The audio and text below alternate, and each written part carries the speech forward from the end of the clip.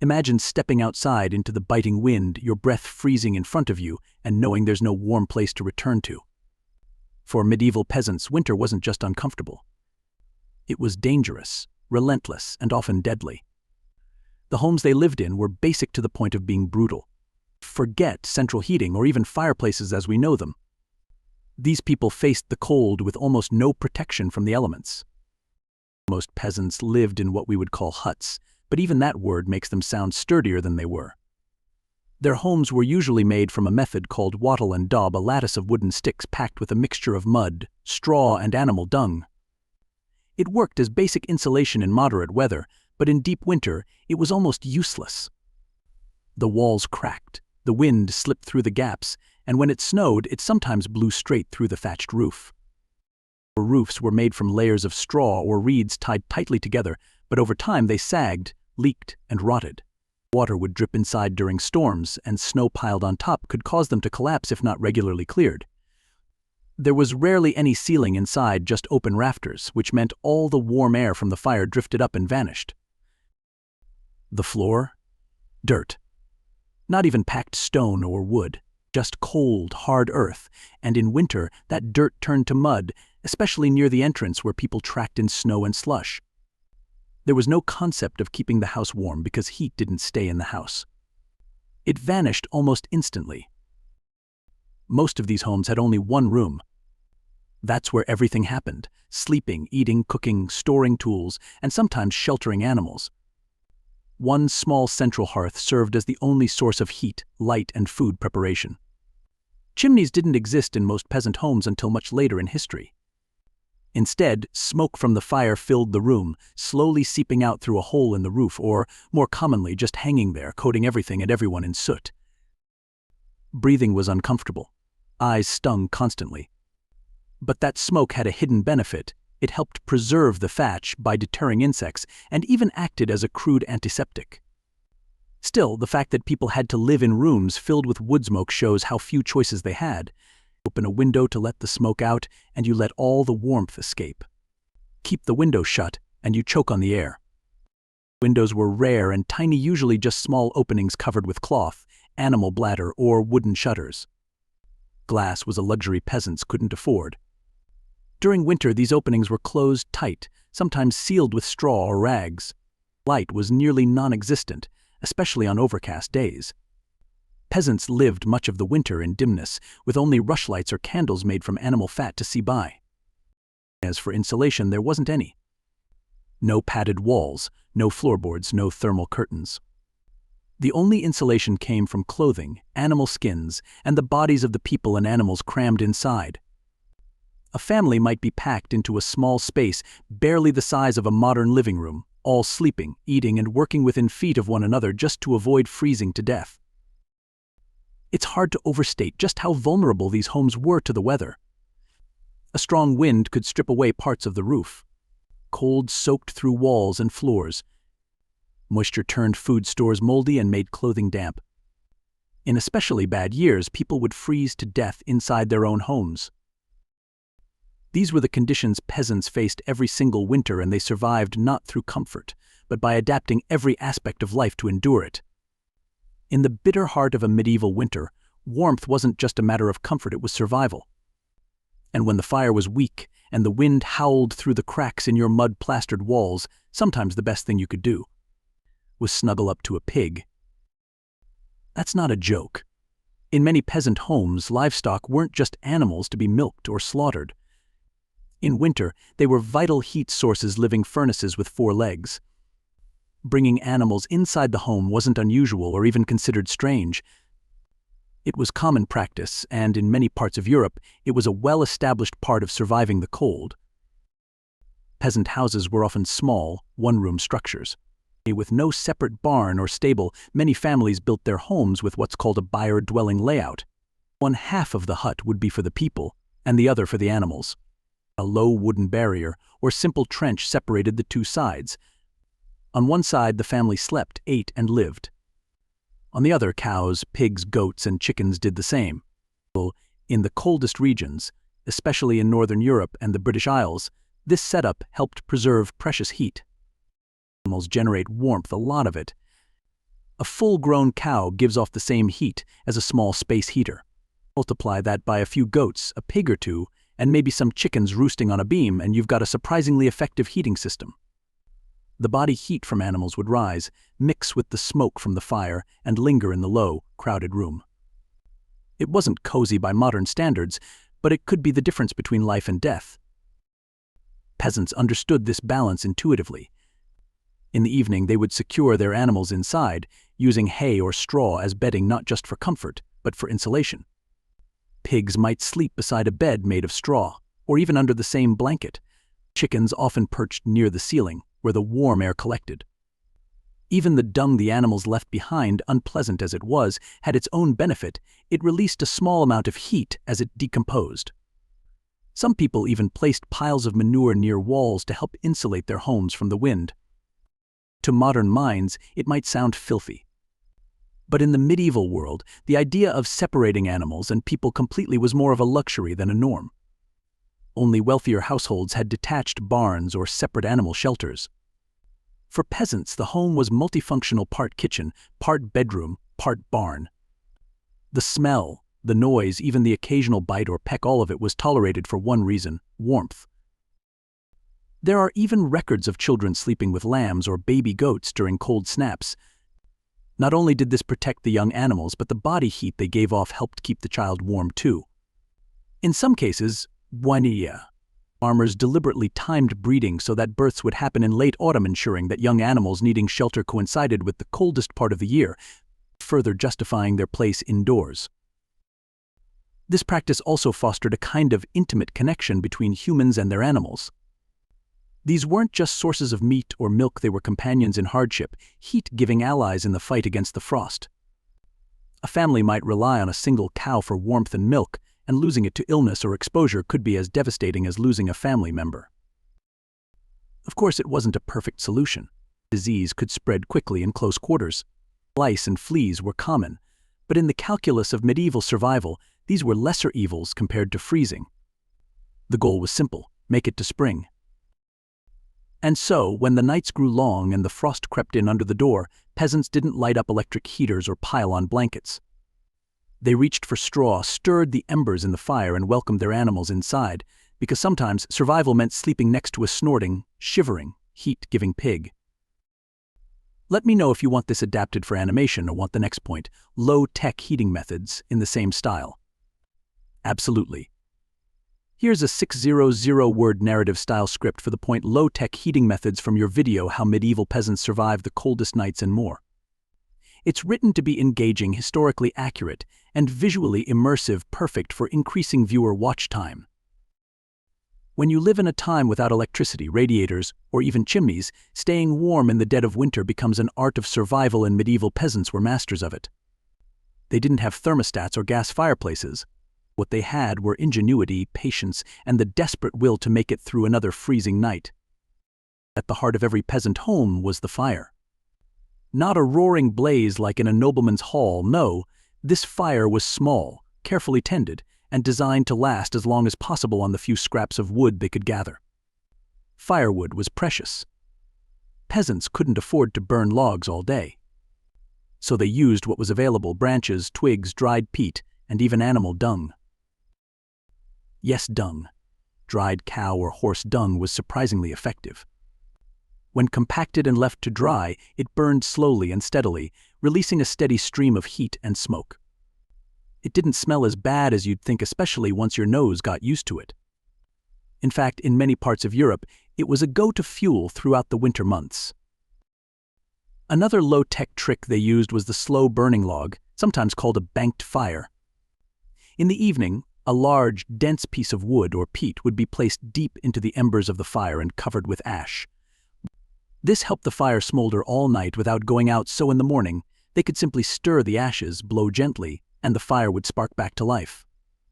No flint and tinder, no wasting fuel, just clever heat conservation. Peasants also relied on heated stones. During the day, a few rocks would be placed near the fire to absorb heat. At night, these stones were wrapped in cloth or wool and placed in the bed or under blankets to radiate warmth.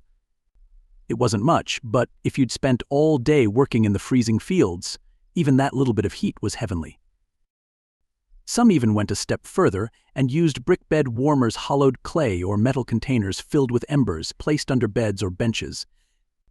These were more common in slightly wealthier households, but even the poorest might improvise something similar using a clay pot and glowing coals, carefully handled to avoid setting the bed on fire.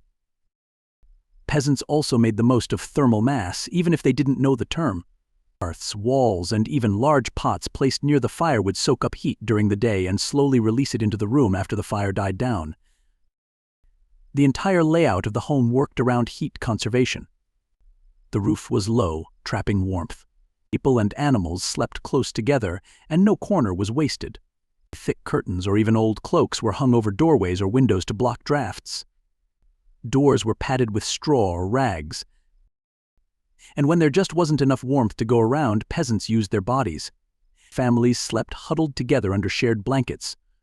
No privacy, no comfort, just survival. Sometimes they even kept their clothes on for days or weeks at a time because undressing meant exposing skin to freezing air. These methods might seem primitive, but they were effective, especially considering what little medieval peasants had. It wasn't about comfort. It was about endurance.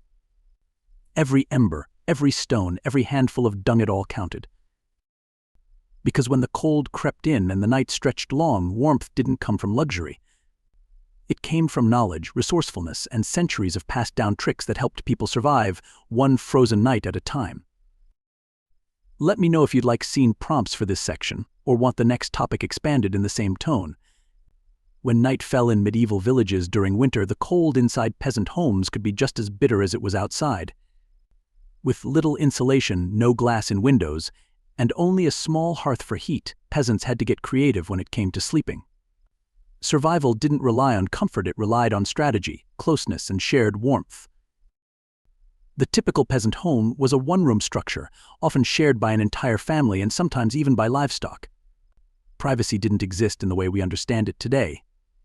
Everyone, parents, children, even elderly grandparents, slept together. It wasn't just practical, it was essential. Beds, when they existed, were not the raised wooden frames we imagine. In poorer households, people slept directly on the floor or on a simple mattress of straw, sometimes called a palliasse. These were cloth sacks stuffed with dried grass, hay, or reeds, natural materials that added a layer of insulation from the cold ground. The straw would be replaced periodically, but over time it grew musty, full of insects, and flattened. Still, it was better than lying on frozen earth. In wealthier peasant homes, wooden bed frames with rope supports might be used and were often shared. A married couple might sleep on a frame, while children nestled on the floor beside them, wrapped in wool cloaks or spare tunics. Everyone slept fully clothed. There were no pajamas, just layers of the same garments worn throughout the day, plus anything extra they could find. To conserve warmth, the entire family would bundle together tightly, often under a single large cloak or a few heavy wool blankets if they had them. Sharing body heat was one of the most effective tools for survival. Parents held babies and toddlers close through the night. Siblings clung together for warmth. In some areas, there are records of 3 or 4 generations sleeping shoulder to shoulder, lined up on straw beds. Not everyone slept in beds either. Some people slept on wooden benches, especially if the floor was damp. Others lay near the hearth, particularly the sick, the elderly, or infants who needed extra heat. The warmest spot in the house was closest to the fire, but that meant dealing with smoke, soot, and the danger of stray embers. In extremely cold weather, peasants sometimes invited animals inside not just for safety but for warmth.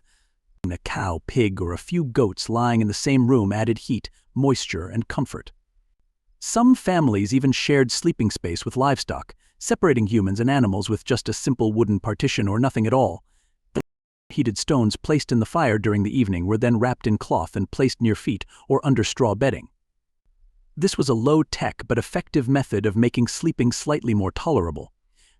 Some even used clay pots filled with coals and covered them to prevent burns, a rustic version of the modern hot water bottle. But even with all these tricks, medieval peasants often slept in short bursts, waking through the night to tend the fire or adjust their sleeping positions. Cold drafts blew through the walls, wind howled through thatched roofs, and frost formed on the insides of wooden beams. People would wake, reposition, relight embers, and settle back in for what sleep they could manage. Sleep was not cozy or deep, it was survival rest. People did what they had to, not to sleep well, but to wake up alive. In this cold, harsh world, sleep was a team effort. Warmth wasn't private. It was shared like food, like labor, like hardship. And in that closeness, huddled beneath wool and straw and smoke-darkened rafters, medieval peasants endured another night of winter together. Let me know if you'd like scene prompts for this section in folk-style art, or if you're ready for the next one like food and drink for warmth. When the snow started falling and the wind bit through every crack in a peasant's home, survival often came down to one crucial thing: what you wore. But in the medieval world, where access to fabric was limited and warmth had to be fought for, clothing wasn't just fashion, it was strategy. Peasants didn't have closets full of outfits. A typical person might own just 1 or 2 sets of clothes for everyday wear, maybe a slightly better set for church. But during winter, those few pieces were layered with care, repurposed, patched, and often shared among family members. The base layer was almost always linen, a breathable, durable fabric made from flax. It was the medieval version of a thermal shirt. Though it didn't offer much warmth on its own, linen wicking moisture away from the skin and kept the body dry, which was essential in freezing conditions. A damp body in cold air could become hypothermic fast, so dry skin was the first line of defense. Over the linen came the wool, thick, coarse, and often scratchy, but incredibly insulating. Wool was the go-to winter fabric. It was water-resistant to a degree, trapped heat well, and remained relatively warm even when wet. Tunics, cloaks, hose, leggings, and even socks were made from wool, spun and woven by hand. It took time, labor, and animal care, which made every woolen item valuable. Peasants layered multiple tunics when they could. A sleeveless wool overdress might go on top of a long-sleeved tunic. Cloaks were draped over the shoulders and fastened with simple brooches or leather cords. Long cloaks served as coats, blankets, and windbreakers all in one. Some had hoods. Others were paired with coifs or woolen caps, crucial for retaining body heat through the head. The wealthier classes could afford cloaks lined with fur, fox, rabbit, or even sheepskin. But peasants had to get creative, patching garments with scraps, adding layers of felted wool, or even stuffing straw between tunics and cloaks were all tricks used to boost insulation. A shirt that was too big became a layering opportunity. A cloak too small for an adult went to the child. Nothing was wasted. For footwear, peasants wore simple leather shoes or boots, often made in the home or by a village cobbler. But leather stiffens and cracks in cold, wet weather. So many people wrapped their feet in strips of linen or wool, layering them inside shoes to retain warmth and absorb moisture. In truly brutal winters, moss or straw might be stuffed inside for extra insulation, early ancestors of thermal soles. Hands were often left uncovered while working, but for travel or rest, woolen mitts or simple hand wraps were worn. Scarves or cowls made from rough spun yarn helped cover the face against biting wind. The goal was always the same: trap warmth, block the wind, and avoid letting moisture freeze against the skin. What's remarkable is that most of these garments were made by hand, spun from thread, woven into fabric, and sewn together by the women of the household. In many villages, entire winters were prepared for months ahead of time by weaving wool and repairing old clothes. A single cloak might serve 3 generations, mended again and again until the fabric was more patch than original cloth. But perhaps the most effective strategy of all wasn't a single garment, it was the act of layering. The thin underlayers trapped heat against the body. Thick outer layers blocked wind and damp. Cloaks sealed everything in. Even bedding became part of the outfit. People went to sleep fully dressed, often wrapped in cloaks or with socks pulled over the hands. Medieval winter fashion wasn't glamorous. It was itchy, smelly, bulky, and slow to dry. But it worked. With just a few layers of carefully worn wool and linen, a peasant could face the kind of cold that would leave a modern person frozen in minutes. Let me know if you want scene prompts for this section next, or if you want the next script topic like sleeping arrangements and body heat sharing. In the medieval world, food wasn't just sustenance, it was fuel. Especially in winter, when every calorie counted, what peasants ate could determine whether they shivered through the night or kept just enough warmth to survive until morning. There were no supermarkets, no pantries full of options, and very little luxury. But medieval peasants knew how to make the most out of the food they had, and how to turn even the simplest ingredients into tools for survival. Winter meant scarcity. The fields were frozen, the rivers slowed, and hunting became harder. Most peasants didn't rely on daily foraging. Instead, they depended on what they had preserved or stored during the warmer months, and they planned for it all year long. The cornerstone of a peasant's winter diet was bread, but not the kind we imagine today. It was coarse, dark, and heavy, made from rye or barley, sometimes oats, and in harder times even mixed with beans, peas, or acorns to stretch it further. These loaves were dense, filling, and packed with fiber. They didn't spoil quickly and could be kept for days, even weeks, if stored properly. Eating heavy bread gave peasants long-lasting energy, helping their bodies stay warm even without much movement. But bread alone wasn't enough. Porridge and pottage were winter staples, thick, stew-like meals made from whatever grains and vegetables were available. Onions, leeks, cabbage, turnips, and dried peas were common. These were boiled slowly with bits of herbs or spices if available, and maybe a bone for flavor. Meat was rare for most peasants. It wasn't eaten daily, but if they had it, they made it count. A bit of salted pork or a few dried fish might be added to the pot, not as a main ingredient, but as a flavor booster. Why were hot meals like pottage so important? Because heat from within was key. A warm meal could raise core body temperature, help blood circulation, and provide the fat and carbs needed to endure cold nights. A bowl of steaming stew didn't just comfort, it literally made people warmer. And then there was fat, an essential weapon against the cold. Animal fat, lard, or even butter, when available, was used in cooking or spread on bread. These fats were calorie-dense and slow-burning, meaning the body could draw energy from them over time. In some areas, people drank hot milk or broths thickened with grains or drippings, rustic but effective. Peasants also relied on fermented and preserved foods. Pickled vegetables, dried fruit, salted meats, and hard cheeses were all part of the winter diet for those lucky enough to have access. These foods were vital for keeping bellies full when nothing fresh could be grown or found. Drinks mattered too. Water might be unsafe or frozen. So peasants often drank ale, a weak, low-alcohol brew made from barley, or herbal teas steeped from dried leaves and roots. Hot drinks, even weak ones, gave the body a break from the chill and helped digestion. Occasionally, warm spiced drinks were brewed during festivals or cold nights, using whatever ingredients were on hand: honey, mead, herbs, or apple cider. Peasants didn't count calories, they fought for them. Food was fuel, and nothing went to waste. The leftover porridge became breakfast. Bones were boiled again, crusts were fed to animals or softened into new meals.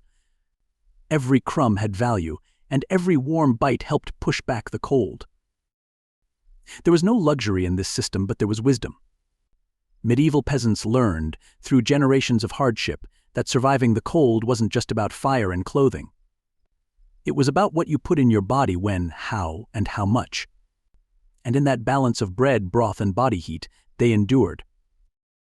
Let me know if you want scene prompts for this section next, in your folk art style, or continue with the next script section like social warmth and community survival. In the dead of winter, when the nights stretched long and the cold settled deep into the bones of every villager, survival wasn't just physical, it was social. For medieval peasants, the strength of community was just as important as food, fire, and shelter. No one could survive winter entirely alone. So they turned to each other not just for help, but for warmth of another kind, rituals, tradition, and shared humanity. Life in a medieval village was communal by necessity. People worked together, lived close, and shared almost everything from labor and land to sorrow and joy. But in the depths of winter, when work slowed and isolation threatened the mind as much as the body, these connections were deliberately strengthened. This was where rituals and traditions became more than custom, they became a lifeline. One of the most powerful forms of winter connection came through evening gatherings. With daylight limited and darkness ruling the day, villagers would often come together in one cottage, usually the largest or the one with the best fire, to talk, sing, mend clothes, or simply share body heat and news. This wasn't a party, it was survival wrapped in conversation. Sitting close together, exchanging stories, laughing even briefly, these were acts of resistance against the cold. Even during hard winters, medieval people celebrated seasonal festivals. Christmas, Candlemas, Twelfth Night, these weren't grand holidays with gifts and feasts like today, but they marked important points in the calendar. Villagers might gather to share what little they had: a bit of ale, a loaf of sweetened bread, a story repeated for the 100th time.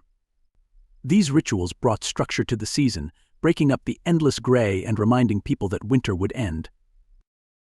Some communities also maintained folk rituals tied to the land and survival: lighting candles for warmth and protection, hanging greenery to ward off evil spirits, or even keeping certain items near the hearth for luck. These weren't just superstitions. They gave people a sense of control, a small way to push back against forces that felt overwhelming. In the harsh silence of a winter night, a bit of hope carried real power. Neighbors helped each other, too, not as charity but as unspoken agreement. One family might bring over extra firewood, another would help mend a roof after a storm. If someone fell sick, others would bring food or tend the fire. These mutual aid systems weren't formal, but they were essential. A single helping hand could mean the difference between making it through the winter or not. Children learned from a young age to participate in this culture of shared survival. They fetched water, tended animals, helped the elderly. In return, they were included in the gatherings and stories, made to feel part of something greater. This sense of belonging was another kind of warmth, one that burned long after the fire went out. The coldest part of winter wasn't always the temperature outside. It was the stillness, the loneliness, the threat of despair. But through rituals, songs, shared meals, and small acts of care, medieval peasants wove warmth into their lives in ways that modern comforts can't replicate. In the darkest season, they turned to one another not out of sentiment, but survival. And in doing so, they created a culture of resilience, grounded in community, carried by tradition, and warmed by something no frost could reach. Let me know if you'd like folk-style scene prompts for this section next, or if you're ready to move on to the final part, like endurance and the human spirit. When the cold wind howled through the trees and snow piled at the door, a peasant's home became more than shelter, it became a fortress against winter. While medieval peasants lacked modern insulation, they weren't helpless. Their homes, though simple, were built with purpose. Every part of the architecture and layout was a response to the unforgiving environment. Most peasant homes were one-room cottages, built with materials gathered from the surrounding land. The walls were made of wattle and daub, a woven lattice of wooden strips smeared with a mixture of clay, straw, and dung. This technique might sound crude, but it had surprising advantages. The thick, earthen walls trapped heat and blocked drafts better than bare timber alone. The roofs were thatched, made from tightly packed straw or reeds. This thatch was excellent at trapping rising warmth and keeping out rain and snow. It also added an extra layer of insulation, cool in summer and surprisingly warm in winter. Thatch, when kept dry and compact, could last for decades. In some areas, families stuffed additional straw into the rafters to plug holes or reduce airflow. There were few windows, and those that existed were tiny and often covered with oiled cloth or wooden shutters. Glass was a rare luxury. By limiting openings, homes kept out icy drafts. These small, dim interiors might seem uncomfortable today, but in winter they made perfect sense. The less air movement, the less heat lost. The hearth was the heart of the home. Positioned centrally or at one end of the cottage, it was almost always lit, even during the day. Fires were fed with whatever fuel peasants could gather: wood, peat, dried dung, or even straw. Chimneys were uncommon. Instead, smoke drifted through the room and out a small hole in the roof or through gaps in the eaves. While smoky, this method helped heat the upper part of the home and acted as a form of rudimentary pest control. Above the main living area, some cottages had lofts or storage platforms, low wooden structures just under the roof where grain, tools, or even people might sleep. These lofts stayed warmer because heat rose, and they gave peasants a more protected place to sleep during the coldest nights. Floors were dirt, but straw, rushes, or reeds were spread over them to create a dry, insulating layer. These floor coverings were replaced regularly, sometimes with herbs or aromatic leaves mixed in, not just for scent but to repel insects and trap dust. Peasant homes were often shared with livestock, especially in winter. Many cottages were longhouses, with a living space at one end and a stall for animals at the other. A low wall or timber partition separated humans from cows, goats, or pigs. This wasn't just for convenience, it was strategic. Animals gave off body heat, and having them indoors helped raise the temperature of the entire space. Some homes were partially sunken into the ground, using the earth as natural insulation. Others were built against hillsides or with thick turf walls. These variations depended on the local climate and resources, but the idea was always the same: trap warmth, minimize exposure, and survive. Every inch of a medieval peasant's home was designed for one thing: endurance. They weren't cozy by modern standards. They were dark, smoky, and crowded. But they worked. With the right design, a modest fire, and clever use of space, these humble cottages stood against months of bitter cold and biting wind.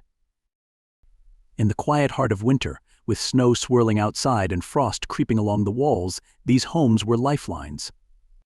They were built with wisdom, adapted by necessity, and held together not just by wood and mud but by the will to survive. Let me know if you'd like scene prompts for this section next in the folk-style painting format. When the sun dipped below the horizon in winter, darkness wasn't just a mood, it was a force. In medieval Europe, where there was no electricity, managing light was as critical as managing food or fire. For peasants, the long, lightless nights of winter demanded creativity, careful planning, and complete respect for nature's rhythms. A winter's day could bring only 6 to 8 hours of usable daylight, and that light was often dimmed by overcast skies or falling snow. Without proper planning, vital tasks like collecting firewood, feeding animals, or fetching water could become dangerous after dark. So, medieval peasants shaped their entire lives around the movement of the sun. They woke at dawn, not by choice, but by necessity. Morning light, even when weak, was precious.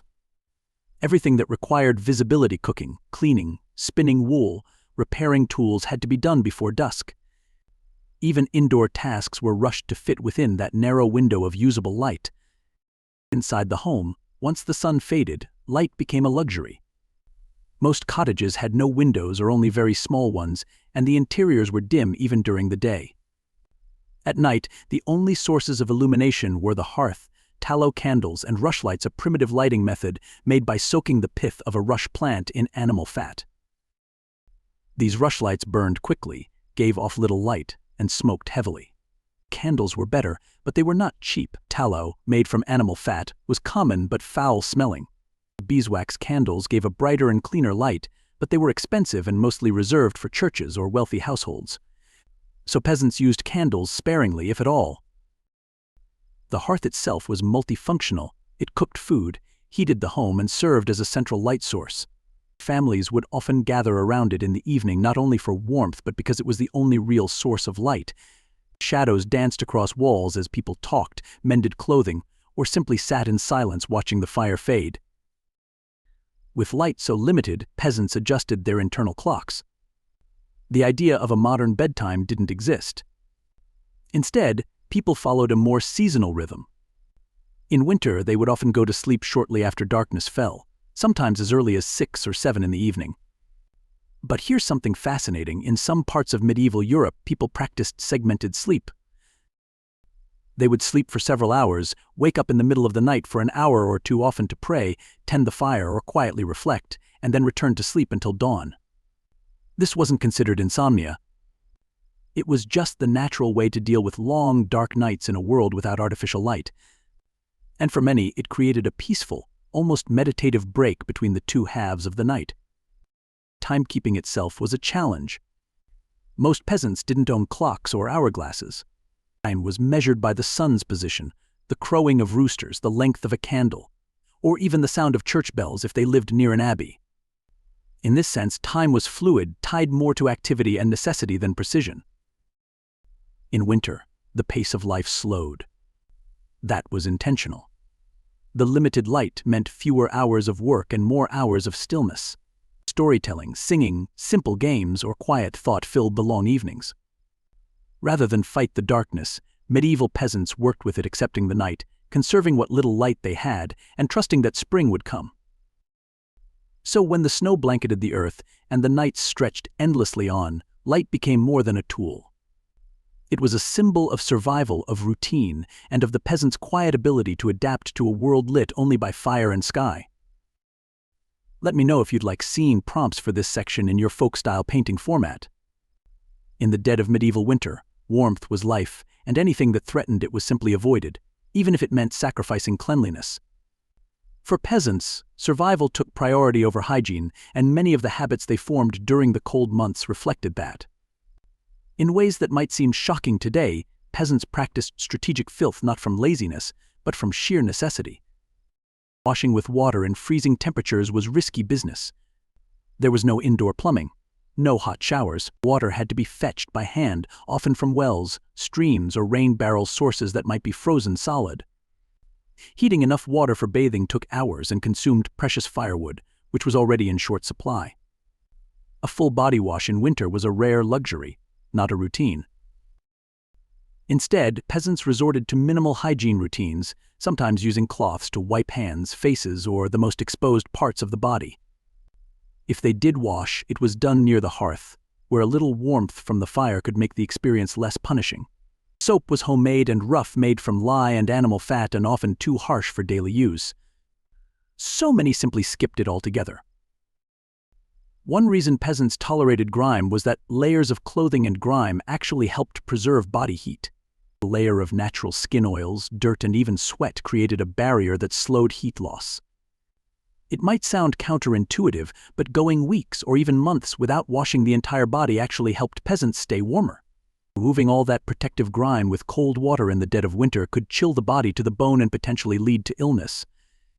Clothes, too, were rarely washed during winter. Doing laundry involved soaking garments in water, scrubbing them by hand, and laying them out to dry, all of which were impractical in sub-zero temperatures. So peasants wore the same wool tunics, linen shifts, and cloaks for weeks on end. In some cases, they layered their clothing so that only the undergarments absorbed sweat and dirt. These underlayers were then swapped out or shaken clean while outer garments stayed on. The body's scent was accepted as normal. Everyone smelled like smoke from the hearth, damp wool, animals, and unwashed skin. There was little shame in it because it was universal. No one had perfume. No one had deodorant. Even the wealthier classes, though cleaner by comparison, didn't expect daily bathing. The priority wasn't to smell fresh, it was to survive the cold. Hair was another example. People rarely washed it in winter. Instead, they kept it braided or covered, sometimes with linen caps or woolen hoods. These coverings served dual purposes. They kept in heat and protected the hair from dust and lice. While lice and fleas were a real problem, some believed that frequent washing made the body more vulnerable to infestation or illness, so paradoxically, avoiding washing was seen as protective. To manage body odor, some peasants used herbs or ashes. Sprigs of rosemary, sage, or lavender might be rubbed on the body or hung in living spaces. Ashes from the hearth could be used to absorb oil from the skin. But again, these were minor efforts. Full cleanliness could wait until spring, when the snow melted and the sun returned. Ultimately, filth was functional. It wasn't glamorous. It wasn't ideal. But it worked. By avoiding unnecessary exposure to cold water, peasants conserved heat, avoided illness, and gave themselves the best chance to make it through the harshest season. In today's world, cleanliness is a mark of comfort. In theirs, dirt was a shield, and the absence of a bath was sometimes the best choice they could make. Would you like scene prompts in your folk art style for this section next? In the depths of medieval winter, survival was never an individual effort, it was a family affair. And within each peasant household, every member, no matter how young or old, played a crucial part. When snow blanketed the fields and the cold crept through the walls, children and elders were not burdens, they were contributors in their own ways, tailored to their abilities and wisdom. Children in medieval villages didn't grow up with long childhoods filled with leisure. From the time they could walk and talk, they were trained to help. In winter, even the smallest hands had work to do. Fetching firewood, keeping the hearth swept, feeding chickens or goats, helping stir pots of stew, these weren't chores, they were survival tasks. Parents depended on children to manage the small but constant rhythms of daily life. Older children took on heavier tasks. Boys might go out with their fathers to gather wood or break ice to fetch water. Girls might spin wool, patch clothing, or help mind younger siblings. It wasn't unusual to see a child of 8 or 9 guiding livestock inside for warmth or carrying bundles of straw. Responsibility came early, but it also gave children a strong sense of purpose. In a world with so few comforts, being needed was one of the most meaningful things they could feel. But winters were harsh on the young. Illness, hunger, and cold could take a heavy toll. That's where elders, grandparents, widowed uncles, or aging neighbors became especially vital. Elders were the memory of the village.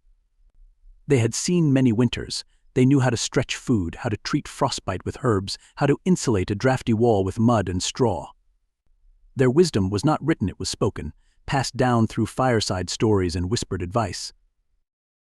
Most importantly, elders watched over the children when parents had to work outside. They told stories, sang songs, and taught survival through folklore and old sayings. Their knowledge was often hidden in tales about foxes outsmarting wolves or brave maidens who saved their families with cleverness rather than strength. These weren't just stories, they were instructions for life. Elders also helped with tasks suited to less physical strength but deep skill. They might mend tools, knit woolen socks, or tend to herbs and dried plants stored for winter ailments. Even as their bodies slowed, their minds remained sharp, and so did their hands. A grandmother's needlework or an old man's carefully sharpened blade could be the difference between comfort and misery. In return, families respected their elders deeply. Even when food was scarce, the old were not forgotten. Children learned from a young age to listen, to help, to serve. An elder's presence in a household was both practical and symbolic, a sign that the family was holding on to its roots in the face of adversity. Sometimes, in the darkest parts of winter, when spirits were low and days seemed endlessly gray, it was the elders who kept hope alive. They reminded the household that spring always came, no matter how cruel the cold. They had lived through worse, and their calm in the face of hardship gave strength to those around them. Children and elders weren't just surviving the winter, they were holding the community together. One with energy, the other with wisdom. One with fresh eyes, the other with memories. In the unheated, dim cottages of medieval Europe, they formed a quiet alliance, the youngest and oldest, learning from each other, sharing warmth, and proving that no one survives alone. Let me know if you'd like folk-style scene prompts for this section next. When the frost clawed at the windows, the wind howled through the cracks, and the last scraps of food were gone, that's when extreme measures began. For medieval peasants, winter wasn't just cold. It was dangerous, merciless, and sometimes downright brutal. And in the harshest moments, they did whatever it took to survive. Not out of choice, but out of pure human instinct. One of the most sobering realities was the slaughtering of animals. While livestock were typically cherished for their wool, milk, or labor, if the cold grew too intense or feed ran out, they became emergency meat. A family might weep as they butchered a goat that had been with them for years, but a full belly could mean the difference between life and death. Nothing was wasted. Every bone was boiled for broth. Every organ was used. Even the hide was saved, dried, and turned into extra coverings or footwear. In times of severe scarcity, people even turned to leather and bark for sustenance. There are recorded cases, especially during widespread famines, where peasants boiled leather shoes or belts to create a broth with some nutritional value. Tree bark was sometimes stripped and ground into a coarse flour to stretch out dwindling supplies of grain. It was bitter, tough, and barely edible, but it staved off hunger a little longer. In some of the coldest regions and hardest winters, human desperation went even further. Stories and rumors passed down through generations tell of villages so cut off by snow that they resorted to eating rats, dogs, or birds that had frozen in the fields. Even if it meant breaking cultural taboos or religious codes, hunger left no room for rules. Another extreme method of survival involved burning furniture or parts of the home itself. If firewood ran out, peasants would dismantle chairs, doors, or fence posts to keep the hearth burning. Sometimes they would even dig up wooden floorboards to throw into the flames. Staying warm even for a few more hours was worth more than preserving a chair. Then there were the decisions no one wanted to make: who gets to eat and who doesn't. In families with many mouths to feed, parents sometimes gave their portions to children. The elderly, especially, were known to go hungry on purpose. There are accounts of old villagers saying things like, "Let the young live. I've seen enough summers." These weren't just words, they were quiet acts of love and sacrifice, made without any expectation of recognition. Some communities, especially in isolated mountain villages, resorted to rotating sleep schedules, where only a few people could stay near the fire at a time. Others were tucked tightly together in straw bedding, relying on shared body heat while enduring the cold corners of the cottage. Comfort was long gone, this was endurance stripped to its rawest form. But yet through all this darkness there was a kind of grim dignity. Even the most extreme measures were rarely taken without reflection. When peasants boiled bark or slaughtered their last hen, it wasn't done with panic, it was done with a quiet, mournful resolve. Knowledge that the snow would melt one day, and they just had to live long enough to see it. Because in the medieval world, hope wasn't a feeling, it was a decision. It was a stubborn refusal to give in. And sometimes that meant making the hardest choices of all. Would you like scene prompts for this extreme measures section next in your usual folk-style format? When the snow fell thick and the winds howled like wolves across the frozen fields, no peasant expected to survive the winter alone. In fact, they couldn't. In the harshest months of the medieval year, mutual aid wasn't just noble, it was necessary. Survival in a peasant village was a collective effort, built on bonds of trust, duty, and shared hardship. While each household fought its own battles against the cold, hunger, and illness, the line between mine and yours often blurred. If a neighbor's roof caved in under snow, nearby villagers came to rebuild it. If one family had no bread left but still had firewood, and another had some dried beans but no fuel, they bartered or, more often, simply gave what they could. These exchanges weren't always formal. They were done with a nod, a word, a gesture. A shared glance that said, "We're all in this together." One of the most vital aspects of mutual aid came through communal food sharing. While each family had their own stores, they also came together for collective meals when times grew especially grim. Stews were made from whatever scraps could be found: bones, root vegetables, dried herbs, and shared in common spaces or one family's cottage. These gatherings weren't about feasting. They were about morale, warmth, and community. No one left hungry if it could be helped. In many villages, winter tasks were rotated and shared. A strong young man might bring in firewood not just for his own household but for the old widow down the lane. A group of women might gather to mend clothing for children whose parents were too ill or overworked.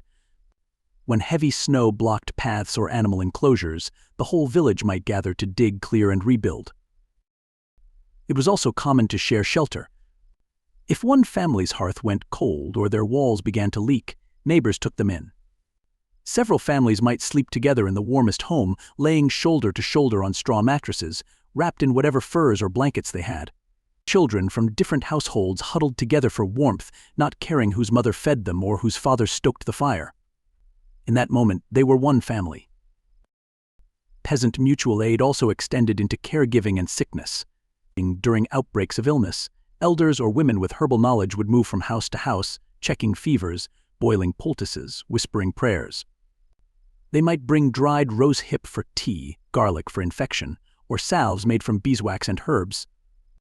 These were not doctors, but they were healers, trained by generations of trial, error, and tradition. Even during moments of loss, when someone died of cold or hunger, villagers responded not with fear, but with duty. The dead were washed, wrapped, and buried with dignity, no matter how poor. The community mourned together, prayed together, and then continued to care for the ones left behind. Orphans were taken in. The grieving were fed. The burden was shared. What made mutual aid so powerful in medieval villages wasn't just the acts themselves, it was the unspoken pact behind them.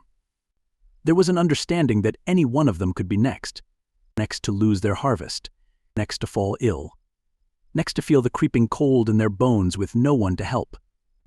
And so they helped, not out of charity but out of survival. A survival that was deeply human, deeply humble, and rooted in the soil beneath their feet. In the end, it wasn't just furs or firewood that helped peasants survive winter. It was each other. The strength of a shared load. The light of a neighbor's fire. The warmth of a village that refused to let anyone freeze in the dark. Let me know when you're ready for scene prompts for this section or the next topic. Winter in the medieval world wasn't just a season, it was a test. A long, bitter trial of patience, endurance, and hope. The darkest nights often felt endless, and the days were short and gray. But for the peasants who lived through it, the key to survival wasn't only in what they did, it was in how they endured. Each day they rose before the sun, their breath already visible in the frozen air inside their homes. Their hands cracked from cold and labor. Their bodies ached from constant work and malnutrition. But they carried on, driven not by luxury or comfort, but by necessity, routine, and the quiet knowledge that spring would come, eventually. They watched the subtle changes, the first icicle that dripped instead of hardened, the snow that softened underfoot instead of crunching, a bird's call they hadn't heard in months. These small signs weren't ignored, they were treasured. They were symbols that the suffering wasn't forever. This endurance wasn't passive. It was active, stubborn, and deeply rooted in community and belief. Some of it came from faith. Christian peasants prayed for deliverance, lit candles to saints, or fasted for mercy. Others looked to older seasonal rituals, lighting fires during solstices, chanting to drive away dark spirits, or simply sharing stories of warmer days. These were more than traditions, they were ways to pass time, to hold on to identity, and to keep minds focused on survival. And the rhythm of the day also helped. Even in the coldest months, there was always something to do. Animals had to be tended, tools repaired, clothes patched. Bread had to be made, firewood gathered, and paths to the well shoveled. This work gave purpose, and purpose helped people endure. Children were taught from an early age that hardship was a part of life. They weren't shielded from winter's bite, but were gradually introduced to it, first by carrying water, then feeding animals, then helping repair walls or gather wood. By learning how to live through winter, they learned what it meant to survive. Elders, too, played their part. They might no longer do heavy labor, but their knowledge kept everyone alive. They remembered when to plant, what herbs soothed frostbite, how to find snow-covered paths.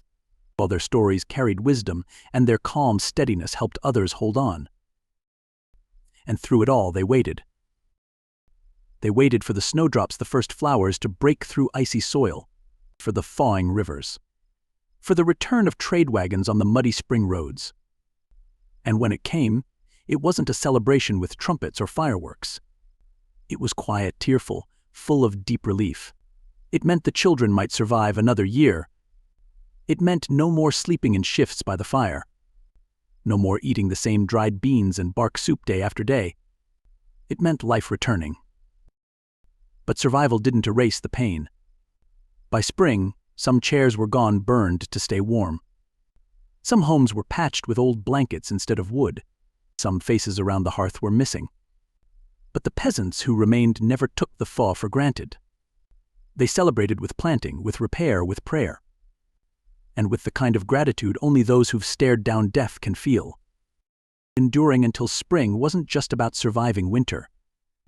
It was about holding on to the idea that things could and would get better. That the world always turned, even if it turned slowly. That no matter how dark or cold it became, there was warmth waiting somewhere just beyond the frost. That was the miracle of the medieval peasant, not strength, not skill, but that quiet, relentless hope.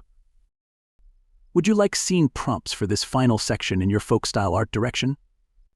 When we look back at how medieval peasants survived the coldest, darkest months of the year, we're not just learning about wool cloaks, firewood, and communal stew.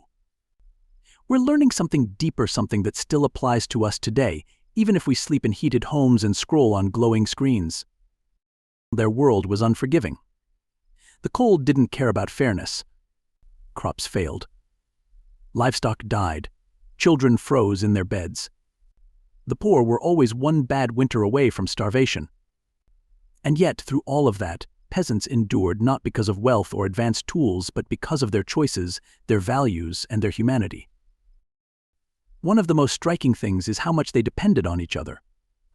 Today we talk a lot about independence, about going it alone, about strength as isolation. But in those long winters, true strength meant reaching out, helping your neighbor patch a wall, sharing your last loaf of bread, giving up a bit of your own warmth so someone else could make it through the night. There's a kind of raw honesty in that. They didn't survive because life was easy. They survived because they accepted that life was hard and decided to meet that hardship together. And there's something else they didn't waste. Everything had value. A cracked chair might be fuel for a fire. Bark could be turned into flour. Old clothing was patched and passed down again and again. Nothing was thrown away lightly, not wood, not warmth, not people. That kind of deep respect for resources feels lost today in a world of convenience and disposability. They also endured with purpose. Their days weren't idle, even when daylight was scarce. They worked not for wealth, but for survival. And they didn't just survive, they kept meaning alive. And through rituals, through storytelling, through prayer. They lit candles in the dark not just to see, but to remind themselves that darkness was not the end of the story. It's easy to think of medieval peasants as powerless victims of nature, but the truth is far more powerful. They were inventors of endurance, creators of culture, guardians of memory and belief. Even when their lives were reduced to bare bones, a crust of bread, a warm blanket, a shared hearth, they held on to something bigger, the will to live and the refusal to let hardship destroy their dignity. And maybe, just maybe, there's a lesson there for us. Because we still face long winters not of snow but of loneliness, stress, uncertainty, and fear. And while the tools around us have changed, the core of survival has not. We still need each other. We still need warmth, not just of body but of heart. We still need stories and small acts of kindness and hope that the world will thaw again. The peasants of the Middle Ages didn't just teach us how to survive cold nights. They taught us how to endure the long season of difficulty with courage, care, and connection. In their quiet resilience, we see a reflection of what it means to be human, not just to live, but to live with meaning. So when the nights feel long and the world feels cold, remember, someone before you has sat in that darkness, has shivered, has prayed, has wept, and still they rose to see spring. And so can we. Let me know if you'd like folk-style scene prompts for this final reflection, or help stitching the full script together into a final document.